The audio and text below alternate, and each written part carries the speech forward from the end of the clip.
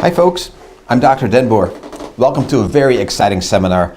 It's my accumulation of knowledge that I've accumulated really over the last 28 years working with professional athletes, amateur athletes, those that want to train to do marathons, the Ironman. I just spoke long distance with a patient who lives in New York and he's training to do the Ironman. It's been his lifelong dream, and at 45 I know he's going to do that. However, a lot of us have very busy lifestyles and we can't really spend hours and hours every day to do this. So I thought I'd give you a seminar on how to become the most effective you can be training for what you want to do. If it's just health purposes and you're 90 years old, this will apply. If you are a professional athlete wanting to get into Tour de France, this will apply. So sit back, enjoy. We're going to be talking functional fitness. What we're going to cover today: biomarkers for measuring exercise success. 4 key points. 1, and this is a really important one and most doctors don't talk about it, mitochondrial function or mitochondrial upgrade. These mitochondria are mighty little animals living within our cells, and they provide the energy for doing what they do. So if you need explosive power out of your muscles, you better have good mitochondrial function. So that's point number 1. Point number 2 is get rid of inflammation. Inflammation makes you injury prone, it damages recovery, and it makes it very difficult to get more fit. So inflammation is key. Again, a very little talked about but super important topic. Then all the training principles that recent research has uncovered as being profoundly changing as far as how we do our workouts. So these training principles, it's a really important one, and you'll be surprised what you hear there. And last but absolutely not least, we're going to be talking about performance measurement. How do I measure whether I'm gaining, whether I'm overtraining or undertraining? That whole thing is so important, and again, underutilized. We're going to talk about it all. Mitochondrial function upgrade. How do we get our mitochondria mightier, stronger, produce more energy? And by the way, it will not only affect athletic prowess, but it will affect your reflex time, your vision, your brain power, all of health, because everything relies on mitochondria. Almost 25% of your body weight is mitochondria alone. And a lot of patients that come into me with chronic disease, chronic illness, or failure to be able to exercise effectively and really gain muscle and lose fat, they actually have mitochondrial decline or even mitochondrial diseases. Mitochondrial diseases were not uncovered until the 1950s, so it's a relatively new science, but we now know how to bring them up. And one of the main ones is reduce toxins. Folks, we are living in a sea of toxins. We all know it. And it is rather depressing. So we can't eliminate all, but we can certainly improve. Start, for example, with your shaving cream. Or how about your shampoo, your conditioner, your soaps, cosmetics, and yes, the suntan lotions. Most of them are just absolutely horrible for the amount of toxins they have. Anything you put on your skin within 25 seconds is inside your blood. It goes right through, and then your liver has to take care of it, and there's an inflammatory response. And it really, really hurts mitochondrial function. Heavy metals in the air, in the mouth, through all the shots that we give our kids. We are in total heavy metal overload. 1 out of 4 new patients that comes to DBC, we test for heavy metals and they are overloaded. So that is a large problem as well. But also stress, and this could be emotional stress or stress from overworking or just lack of sleep, overtraining. It could be marital discord. Stress can come from all different angles. And to the adrenals, it's all the same. It's just stress. And when the adrenals are stressed, you will be injury prone. A really interesting study out of Germany with professional soccer players. Number 1 cause of ankle sprains is marital stress. This is why coaches there are a little reluctant to get players on board that are married, because marital stress is common in soccer players because they're always gone. So it is a really interesting correlation between stress and athletic performance. We have to learn to not manage stress. I think that managing stress is kind of an overutilized word, but it's more, how can we process stress? How can we celebrate stress? How can it make us grow? And that, I think, is a really important point. We have to also do physical training, lift heavy stuff, do some explosive things, interval training. Mitochondria love that, and they rally and get stronger.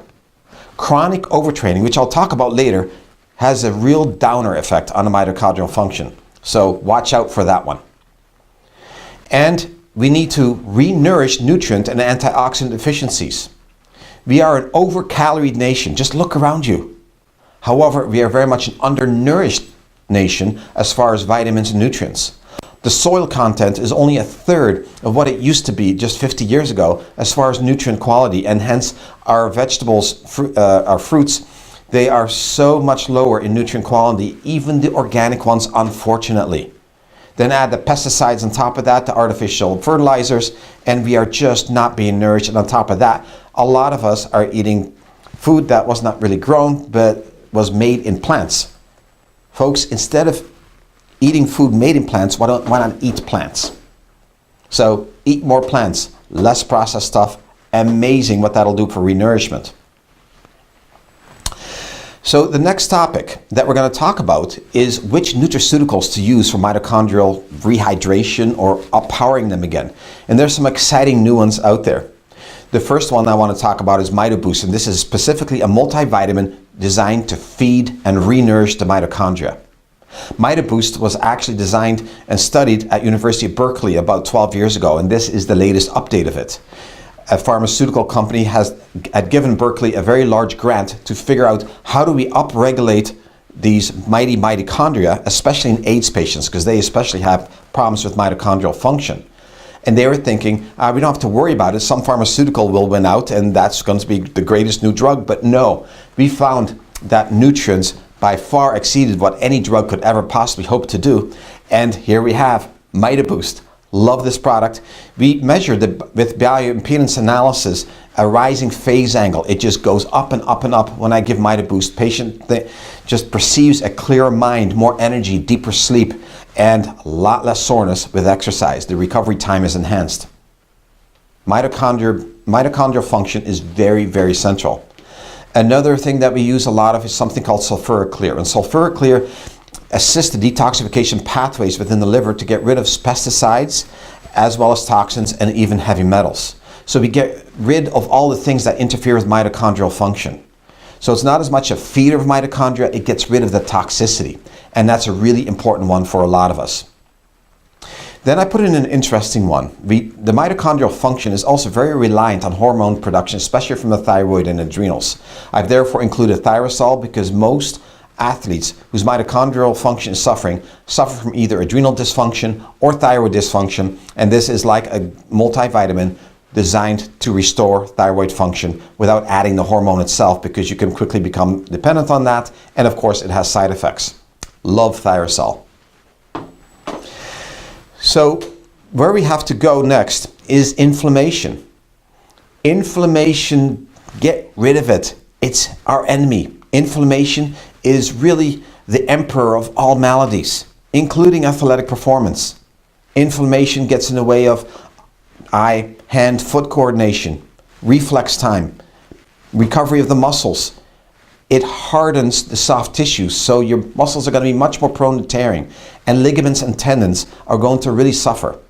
Inflammation also increases wear and tear. You often hear, oh, you shouldn't run so much because your hips and knees are going to suffer. I have seen so many elderly patients who are in phenomenal shape, doing long distances, and no wear and tear. It's inflammation after the exercise is what degrades it, not the exercise itself. So inflammation is an absolute enemy of athletic performance and also for long-term health goals. So we need to get rid of it. Psychological aspect to inflammation is huge. Why? If our brain isn't processing the stress of the exercise properly, it's like, oh, you're exercising, oh, this is killing me, I don't know if I'm going to make it. You are unnecessarily stressing yourself. If you have marital discord, relationship problems, you are hating your work, unhappiness in general. I can go on and on and on. We are unnecessarily stressing the adrenals, which causes huge inflammation, because what does adrenal stress do? It makes your sugar go up and down very rapidly. Everything suffers with that. You get abdominal fat. Have you ever noticed that a lot of people that just over-exercise, and we're talking CrossFit or cyclists that overcycle, we're talking just people that are chronically stressed from over-exercising, they are also stressing their adrenals. That's the physical overtraining that you see on your slide beside me here. The physical overtraining is an equal stressor, and it also causes that sugar fluctuation up and down. And these people are training in what I call the black hole. It means they are constantly stressing themselves. It is not a good thing. We're going to come back. This is a very important one, and we're going to teach you how to not train in the black hole so that exercise is now productive instead of destructive. Because we definitely want to be productive with exercise. The sleep obviously is a critical component. 1 hour lost sleep in a night equals 30% more inflammation the next day, 30% less immunity. Not a good thing, folks. Sleep is critical. Get rid of the late night show. Let's go to bed early. The hours before 12 do count double. I know it's an old saying, but it's actually been proven. And food. We teach at DBC, and also with the Nature's Remedies services that we provide, anti-inflammatory food protocol. It's really not that difficult. Dump grains. Dump dairy. Be absolutely gluten-free, which is part of dumping grains. Eat vegan proteins, so plant-based proteins. And I'm going to be recommending some really excellent ones that have a lot of research behind it, because there's a lot of dirty ones out there as well. Do not go with whey protein. It affects insulin resistance, which is one of the enemy of making muscles and increasing fat. That's what its ultimate effect is, and it's very inflammatory. So we don't recommend the whey proteins. You should be having lots of plants, just an incredibly colorful rainbow diet. Not too much fruits, some fruits though, because they are good antioxidants, so we especially like the blueberries, blackberries, and apples. But the tropical fruits tend to be sugar bombs, again, interfering with athletic performance. Food is critical. Lots of vegetables, your natural, organic, grass-fed meats, fish, and yes, your plant-based proteins. Nuts and seeds, and especially avocado oil and avocados, are great fats and also critical for athletic performance. Some of the nutraceuticals that we use to fight inflammation, one is a revolutionary one. It's called Omegagenics SPM Active. And Omegagenics SPM Active is a result of a lot of research at one of our Ivy League medical schools. And Dr. Charles Sirhan has devoted most of his professional life to studying chronic inflammation. Why does it stick around? Why does it not go away? We've been able to develop anti-inflammatories, but anti-inflammatories actually interfere with healing, can damage cartilage, can cause heart disease, and actually it creates an inability to properly recover from exercise, so it hurts performance. Anti-inflammatories are not a good thing to do if you're trying to gain athletic prowess. Instead, why don't we try to resolve inflammation properly by assisting the immune system? He found through his research that the immune system has a very limited amount of compounds called resolvins. And resolvins' role is to resolve chronic inflammation, building it down.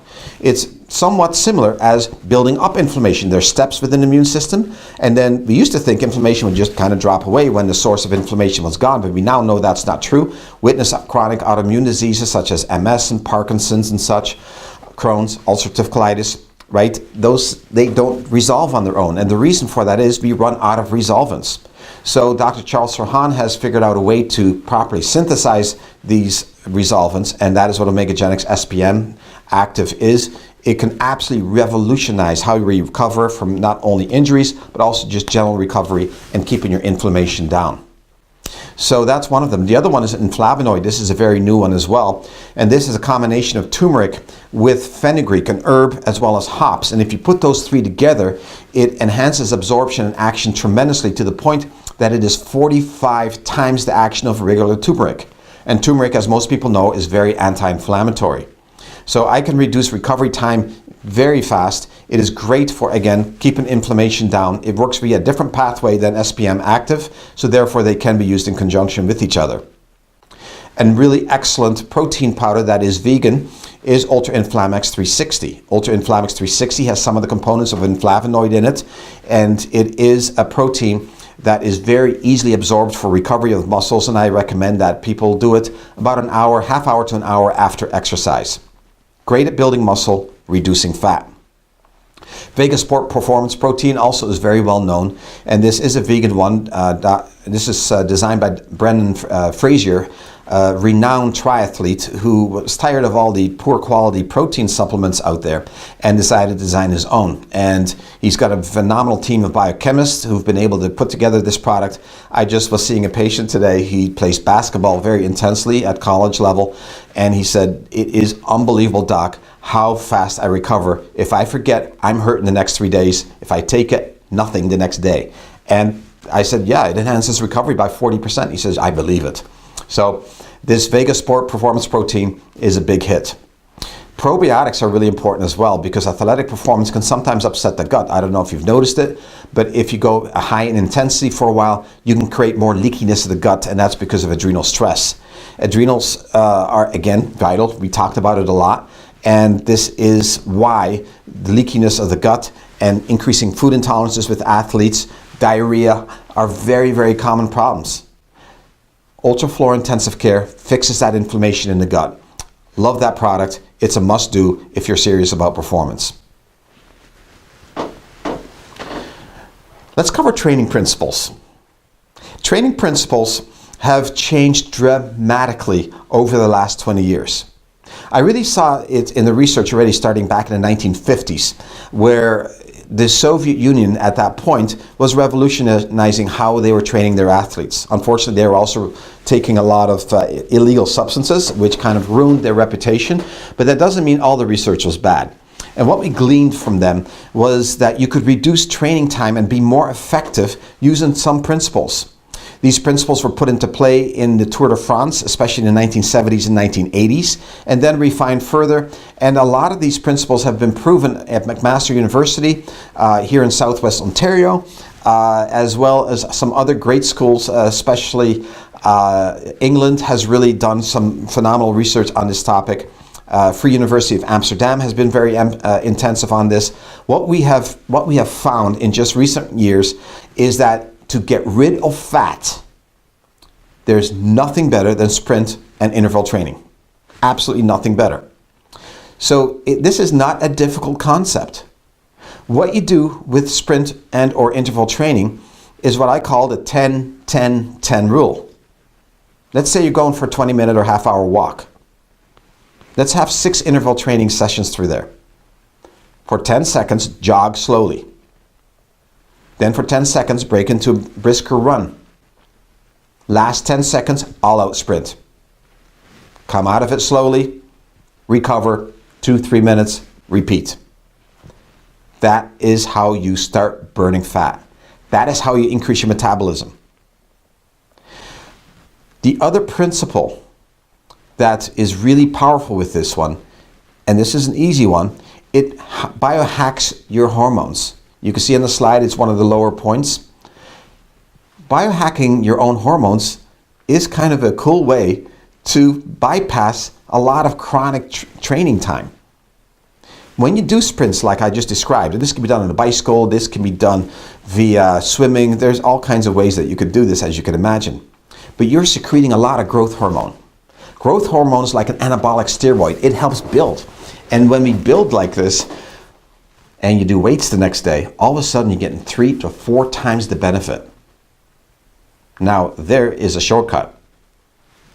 Interval training one day, the next, do your weights, and you can reduce your training time literally by 75% and still get equal or better results and less chances of injury. So that's why I'm a fan of sprint training. Have you ever noticed that the 100 and 200 meter sprinters, their bodies, they are really beautiful bodies. And the reason for that is high muscle due to their anabolic steroids, low fat. These are very, very healthy athletes. Compare that to some of the people that overtrain, like say a Tour de France finisher. That is overtraining at way too high a capacity and has a destructive effect, and they look old very early. Number one cause of death of Tour de France winners, or competitors rather, is suicide. They've gotten so much inflammation in their body that it does affect their brains. So let's not go into this overtraining business. So avoid the damaging chronic cardio. It's really easy to figure out. Make sure that you have a good watch or some way to monitor your heart rate. We'll talk about that later. Take 180 minus your age. This is the zone that you should not exceed, heart rate wise. Now you have to be honest with yourself and say, you know what, I'm really, really in bad shape. I'm actually a little bit older than say you're 50 years old. I'm more like I'm 55 or 60. Then perhaps that's what you should subtract from 180 and let that be your training rate. Or you might say, you know, I can beat most 40-year-olds. I feel like I'm young, then that's the number you can go with. Easiest thing, slam dunk though, is use your age and subtract it from 180. That is your maximum heart rate for chronic training. Now when we do interval training, those bets are off. You can take it as high as you want because it's very brief. So tapering is really, really important as well. We need the rest. When we rest, that's when you build. I repeat, when you rest, that's when you build. You do not build when you're training. So the rest periods are really critical. Make sure you have a few days a week where you're really not doing much more than walking or something like that. Absolutely critical. If you're into seasonal work, so in other words, let's say you're into competition, you peaked, end of the races, taper down over the next 2 weeks, and then complete rest for at least a month. Now that doesn't mean you don't do anything, but you're just keeping the engine idling. That's all you're doing before slowly resuming again. Your adrenals needs it, your hormones needs it, your musculoskeletal system needs it. You need it psychologically. Very, very important point. Going back to nourishment, this is a very important training principle. We need to follow up any kind of training that was fairly heavy with some sort of protein. I mentioned the proteins right before. We'll mention them again in a moment. So this has to be 1/2 hour to an hour after your training. Don't do it immediately after, because remember you have leakiness of the gut, and the leakiness of the gut could give you diarrhea, could upset your stomach. You're not going to absorb it like you should. So wait at least a half an hour. This rule is, of course, not valid for hydration. That can be done anytime, and make sure you hydrate well. Ketogenic nourishment has revolutionized how athletes eat as well. Have you ever wondered how somebody can run 100 miles competitively? If they were going on donuts or chips, they would have to carry so much food along because you just burn through that. No, these people have learned to burn fat. Every little bit of fat has so much more energy in it. Does not produce inflammatory byproducts. And it's very consistent energy. None of this stuff. No bonking. There's no burning out. How do you start making yourself a fat burning machine so you don't create all those inflammatory waste products? You do that by working in the zone that I described, 180 minus your age. If you go above it, you start burning fats. You start burning carbohydrates. And burning carbohydrates creates dirty byproducts. It's like this diesel truck spewing out lots of pollution. And this pollution is going to affect your joints. It's going to affect your entire body. It could even lead to memory loss. It hurts performance. You want to be like a clean electric car, like a Tesla, where there's hardly any waste products. You do that by burning fat. So you eat a ketogenic diet. And again, it's easy. You eat clean meats, fish, fowl, eggs, veggies, fruits, nuts, and seeds. Simple. It really does not have to be difficult. And a lot of people are into, oh, how about this ratio and that ratio?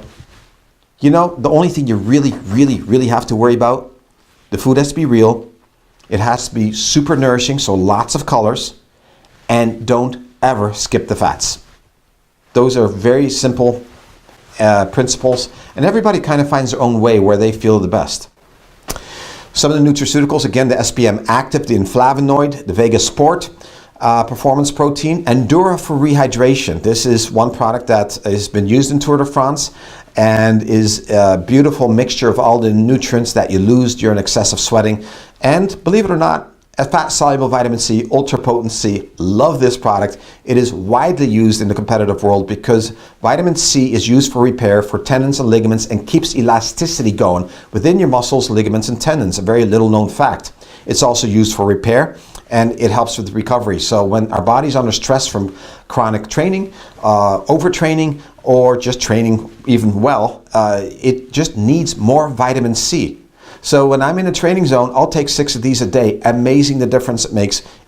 It can even reduce that wrinkled athlete look. So ultra potency is the one that I choose because it's the only one that's been found to even go into your white blood cells. It is very bioavailable, up to 6 times the amount of absorption compared to regular synthetic C. So how do you measure performance? You know, one is a real common sense one and often forgotten. Fixed course measurement. If you're into, let's say you're into running, take a track and run it, however many you want to measure. Just work it at about 95% of your capacity. So it's not quite like a race, but you're really hoofing it. Time it, look at what your heart rate is, and do that again every month while training. And watch the improvements. If things aren't improving, we're doing something wrong. It's a really easy, simple principle to do. And you can do that with swimming and walking. And you can do that with all things. Fixed course measurement. Very basic, but powerful. Resting heart rate is another one. If the resting heart rate is improving, wonderful. If it's going up, then we're in trouble. We are overtraining. If you have moved up by 6 heartbeats per minute, you are in trouble. You need to quit. If it's going up just every once in a while, that's okay. The day before could have been stressful. You might have been fighting something. A blip on the screen is not what I'm looking for. I'm looking for something that's consistently moving up. So resting heart rate, important. Another one, maximum heart rate. What you want is your maximum heart rate to move one way and the resting heart rate to move another way, so that your whole range of your heart dynamic range is really greater and greater and greater. That equals a very healthy heart. This is a measurement that really measures heart health.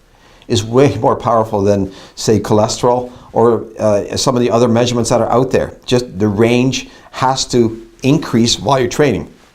If it's decreasing, your heart's being damaged. It's being exposed to too many toxins. So again, resting heart rate goes down, the maximum heart rate goes up.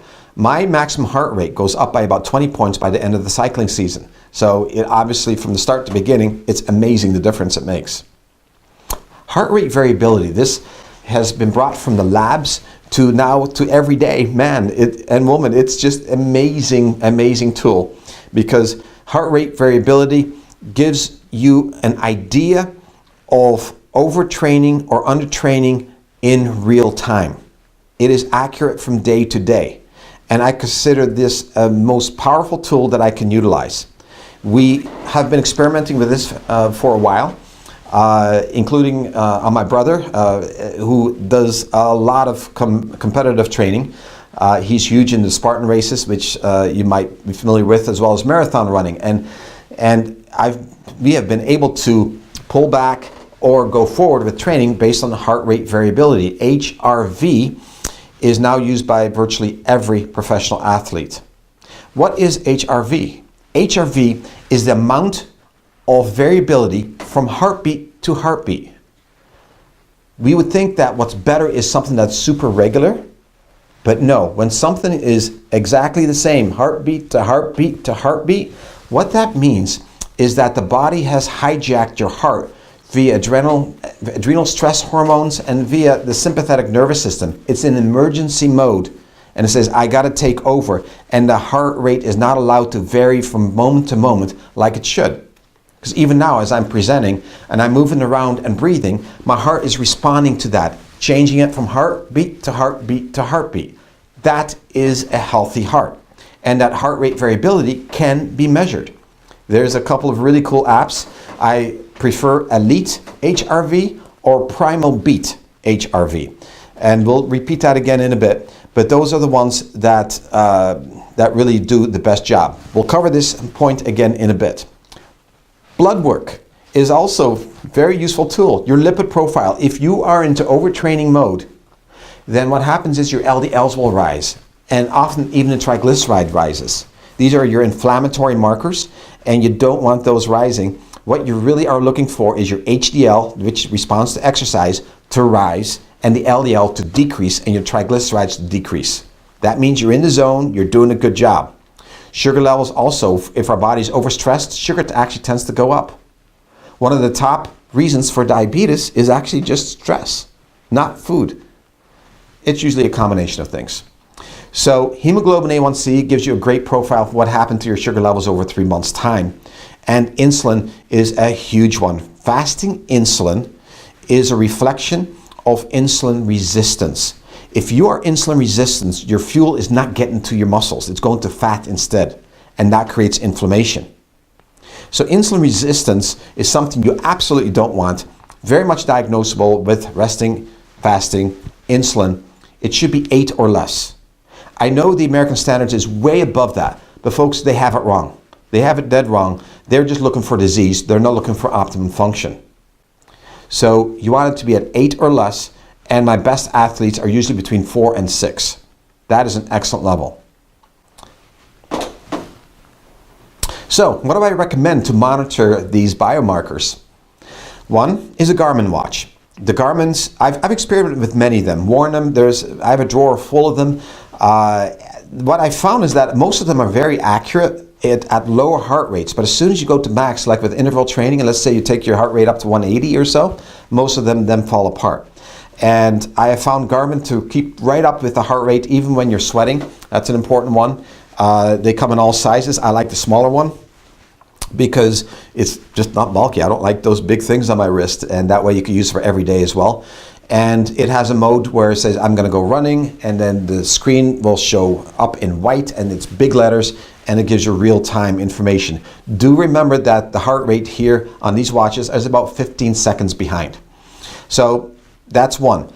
The best way to do it is actually a chest strap, and it's not always fun to do it, but it should be done every once in a while. The chest strap, the Polar H7 or H10 get the best reviews. I have the H10. It happens to be waterproof, so you can swim with it, and a chest strap is a little bit more comfortable than a Polar H7, but Polar H7 has been a standard bearer of the industry for a long time.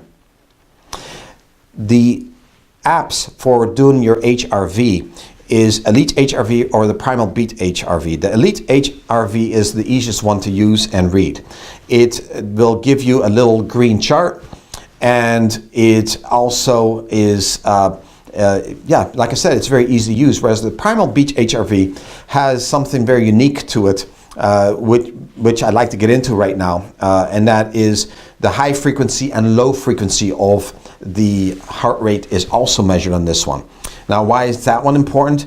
Well, the high frequency is relative to the function of your parasympathetic nervous system, whereas the low frequency is relative to your sympathetic nervous system. And those are the two parts of your nervous system that are always speeding up, slowing down, keeping things in balance, and keeping you healthy. And when things get overstressed, the sympathetic balance, the parasympathetic balance gets out of whack very quick. And this can happen even before HRV changes happen. So therefore it's an even earlier warning sign, and also is very, very indicative of adrenal fatigue. I use it in my office to diagnose adrenal fatigue, because when both the high frequency as well as low frequency, when they're both depressed, that is a sure sign of adrenal fatigue. If there's an imbalance one versus the other, that also tells you about overtraining or undertraining, and it's a really fascinating thing to have on hand. Primal Beat HRV does a good job explaining it when you get the app, and you can certainly study more on that when you get that app.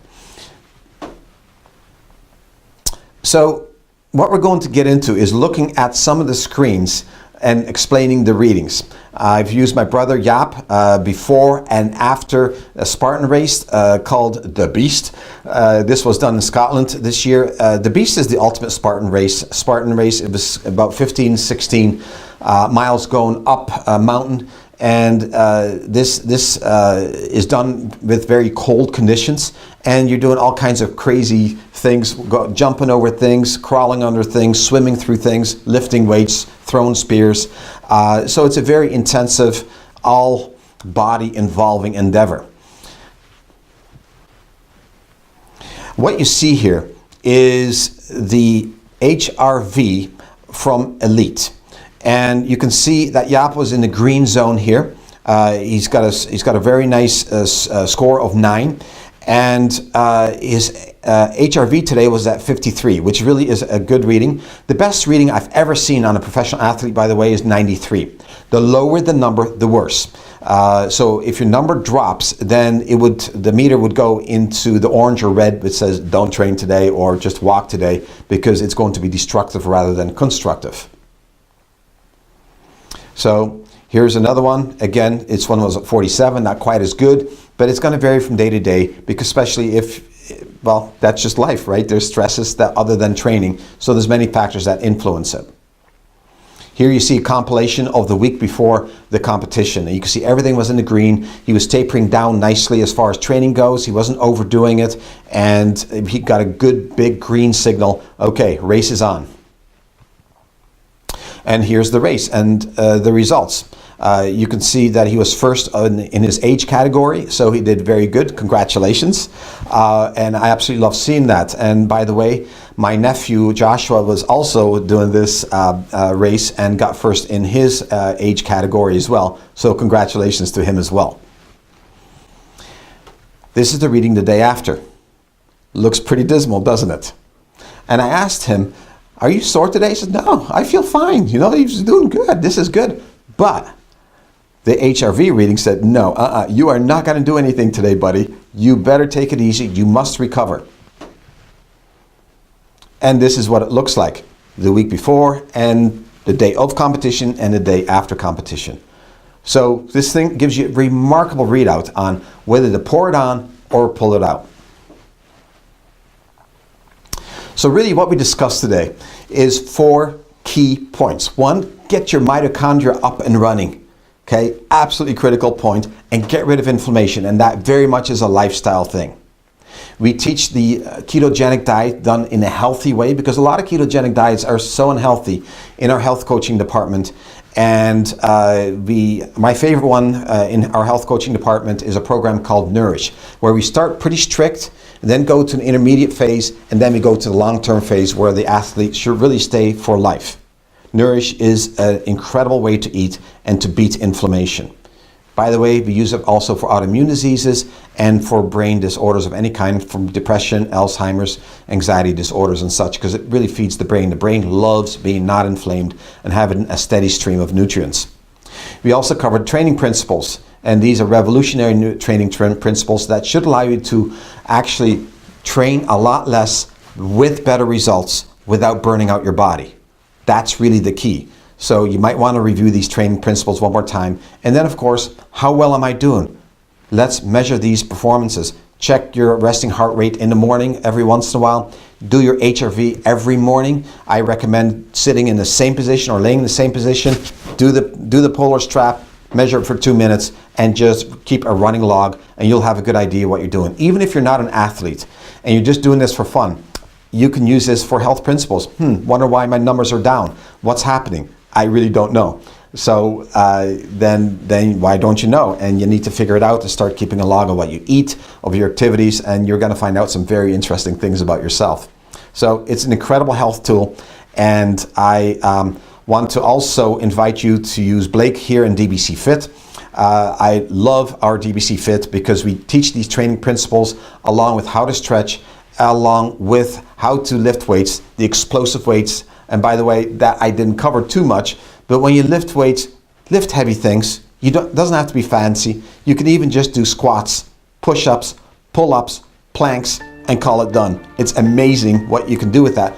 But folks, it has to be explosive in order to get the results you want. So here it is. Let's get to work. Let's experience some vitality.